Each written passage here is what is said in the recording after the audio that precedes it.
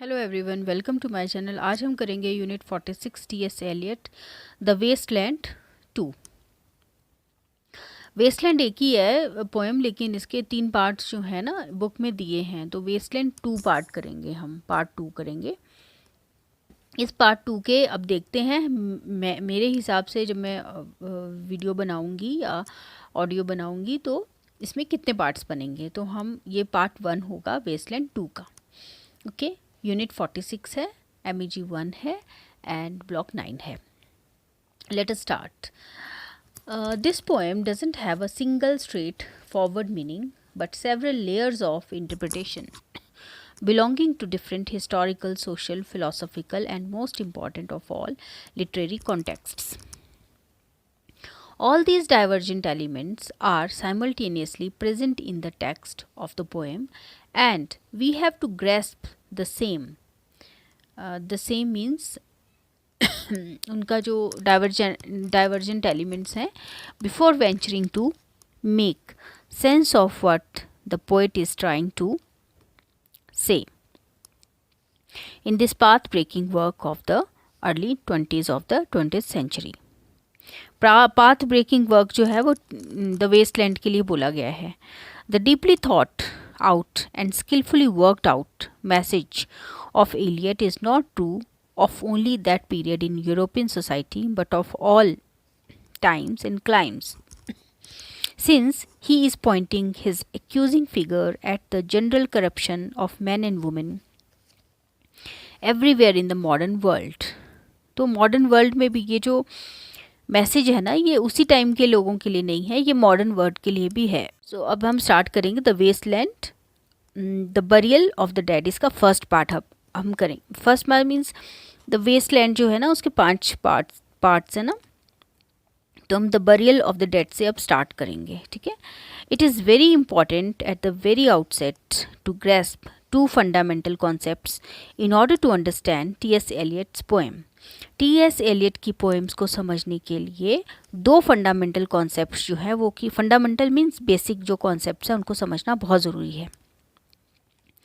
Firstly, his poetry is a kind of continuous and complex stream of thought, a collection of memories in which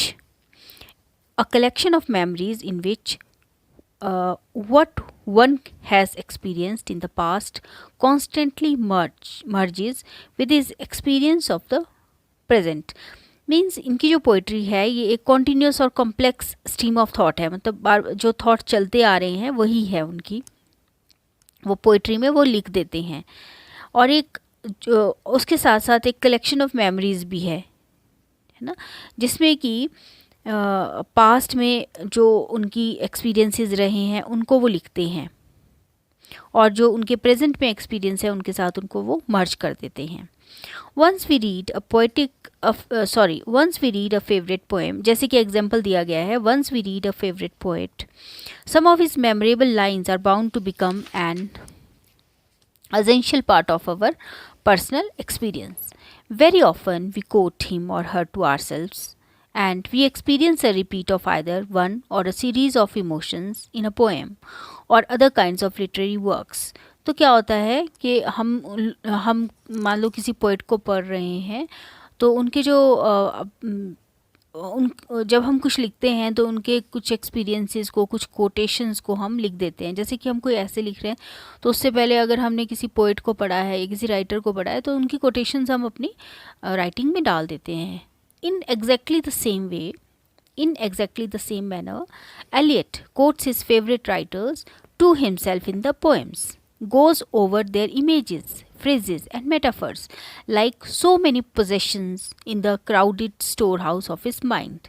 तो वैसे ही TS Elliott ने भी किया है, क्योंकि इसमें ना इस वाली पोएम में बहुत सारे एल्यूजन्स हैं, तो वो सब डाले हैं जो जो उनके माइंड में, जिनको उन्होंने पढ़ा है, जिनका इन्फ्लुएंस उन पे आया था, उनके बारे में उन्होंने लिखा है, वो एल्यूजन्स उन्होंने डाले हैं। नाउ सेकेंड पॉइंट, दो फंडामेंटल बोले थे ना, फंडामेंटल बेसिक पॉइंट्स बोले थे, तो पहला तो ये था। The second important point is that one must grasp Eliot's obsession with the problem of time, है ना। तो ही राइट्स इन 4 क्वार्टेट्स, जैसे कि उन्होंने 4 क्वार्टेट्स में लिखा है, time present and time past are both perhaps present in time future and time future contained in time past. वही है, टाइम प्रेजेंट है, टाइम पास्ट है, ठीक है। लेकिन और उन्होंने बोथ, ये जो टाइम प्रेजेंट या पास्ट है ना, जब उन्होंने पास्ट और प्रेजेंट के बारे में लिखा तो वो फ्यूचर के लिए हो गया, जैसे कि हमने पहले भी पिछले वीडियो में बताया था कि वो फ्यूचर जो मैं आज लिख रही हूँ या जो मैं आज बोल रही हूँ ना, वो फ्यूचर के लिए भी है। ओके और जो फ्यूचर में लोग पढ़ेंगे, मेरे वीडियोस को जो देखेंगे या सुनेंगे, वो लोग पास्ट के बारे में जानेंगे, है ना। The essence of this thought is that if essence of this मतलब इसका निचोड़ क्या है इस थॉट का, वो है कि if our past can determine our present as most philosophers and historians seem to agree upon, ये हिस्टोरियन और फिलोसोफर भी मीन्स इसको एग्री करते हैं इस बात से, किस बात से, कि our past can determine our present, then our present could equally determine our future. तो अगर हमारा पास्ट हमारे प्रेजेंट को बताता है तो हमारा प्रेजेंट हमारे फ्यूचर को बताता है। बोलते ना, अगर हम आज अच्छा करेंगे तो हमारा कल अच्छा होगा, ठीक है। अगर हमारा पास्ट अच्छा है तो हमारा प्रेजेंट भी अच्छा होगा, अगर प्रेजेंट अच्छा है तो फ्यूचर भी अच्छा होगा। There is also the hope that memory could bring up feelings and incidents of long ago to render them real, so that they once again become a vital part of the present. Thus, when Eliot alludes means अपनी कविताओं में, अपनी poem में जो उन्होंने themes के बारे में लिखा है ना, है ना, तो एल्यूजन्स जो होते हैं, जैसे कि कहीं से निकाल के कोई चीज़ अपनी उसमें डाल दो, अपनी पोइट्री में डाल दो, ठीक है। कहीं कोई थॉट में कोई जैसे थेम्स रिवर थी तो उन्होंने अपनी पोइट्री में डाल दी। तो फिर से पढ़ती हूँ। This when Eliot alludes to the Thames in the wasteland, it remains the river that flows through London even now. But it is also the river on which the royalty and aristocracy of England went out in their boats centuries ago. The very name of the Thames evokes historical and personal memories, not only to those who live in London, but also in far off places, and who have never seen the Thames but read about it in English literature. Eliot's themes Eliot's Thames river की बात की गई है, is the same river that inspired Edmund Spenser. उन्होंने भी अपनी poetry में Edmund Spenser के बारे में लिखा है ना। अच्छा, okay, now in the fire sermon, जो कि 3rd पार्ट है शायद इसका, स्वीट थेम्स रन सॉफ्टली, उन्होंने लिखा है, sweet Thames run softly till and my song evokes the same line of Spencer in Prothalamion, another of his poem. तो Edmund Spenser ने भी प्रोथैलेमियन में थेम्स के बारे में लिखा है। अब हम थोड़ा ग्लॉसरी पार्ट कर लेंगे, इसका इंटरप्रिटेशन पार्ट भी करेंगे, ठीक है। अब इसमें ग्लॉसरी पार्ट है। लिलेक्स क्या होता है? प्लांट्स विद फ्रेग्रेंट पर्पल और white flowers. Tuber, TUBERS, tubers, short thick rounded roots. ये है स्टार बर्गरेसी, ये है lake near Munich in Germany. Colonnade, row of pillars. Hofgarten, park in Munich, वहाँ की जगहों के नाम काफ़ी हैं इसमें वेस्टलैंड में। Cricket, small brown insect resembling अ ग्रास हॉपर, छोटा सा होता है क्रिकेट। फ्रिक, FRISCH, फ्रिक कुछ डैश है फिर due question mark. The wind blows fresh to the homeland, my Irish girl where are you lingering. Hyacinth, the plant with fragrant bell shaped flowers. ओड मियर, OED फिर मियर, ये थोड़ा सा लाइन्स इसमें कुछ बीच में होगा, ठीक है। Desolate and empty the sea. clairvoyante, person with power to visualize events in the future, woman with professing power. Phoenicius, resident of Phoenicia, ठीक है, the old name of Lebanon on the eastern Mediterranean coast. Belladonna, beautiful lady in Italian, Italian में beautiful lady बोलते हैं belladonna. Saint Mary Woolnoth, church in King William Street, London. Mylae, MYLAE. तो कोई नाम है ना सिटीज़ के, हम इतने अच्छे से इनको प्रोनाउंस नहीं कर पाते. Ancient city on the north coast of Sicily, Italy. Sprout means leaves grown, ये तो पता ही है सबको, growing out of roots, tuber and beans. लेक्चुअर, LECTEUR, रीडर इन फ्रेंच, उसको बोलते हैं रीडर इन फ्रेंच. मैन सेम्बलेबल मीन्स माई फेलो मैन. मॉनफ्रेरी, FRERE, मॉनफ्रेरी, माई ब्रदर. ठीक है, ओके. अब हम इंटरप्रिटेशन स्टार्ट करेंगे. ठीक है, इंटरप्रिटेशन में इसमें ना इंटरप्रिटेशन मैं बाद में करूँगी क्योंकि इसका अब एक फुल वीडियो बनेगा ऑलमोस्ट 20-25 मिनट्स का. क्रिटिकल कमेंट्स इससे पहले कर लेते हैं क्योंकि इसमें ग्लॉसरी भी है और उसके बाद इंटरप्रिटेशन, उसके बाद क्रिटिकल कमेंट्स हैं. तो हम क्रिटिकल कमेंट्स पहले पढ़ लेते हैं. ठीक है. नाउ लाइन 6 to 7 में the image of feeding a little life is derived from to our ladies of death, a poem by English poet James Thompson.